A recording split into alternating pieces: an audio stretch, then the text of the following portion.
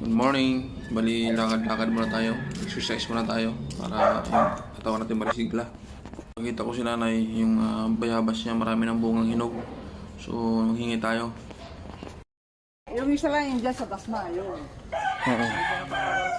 Yun yung may views, ano, nung napunta dito. Sa Bateyo yun. O, saan? Ay, layo pala. Bateyo yun, saka isa sa Antipono. Ang lalayo Sa pala. Tasma. So, kaibigan ko to si nanay. Tinatanong niya kung nasaan yung aso ko kasi sa tuwing nag-jogging ako, gumagala ako, may dala akong asong laging malaki. Yung una kong aso yung Siberian Husky. Yung pangalawa yung K9, yung Belgian Malinois. Namatay na kasi yun, nagkasakit. Pasilan kasi yun eh. So yun lang tinatanong talaga ni nanay.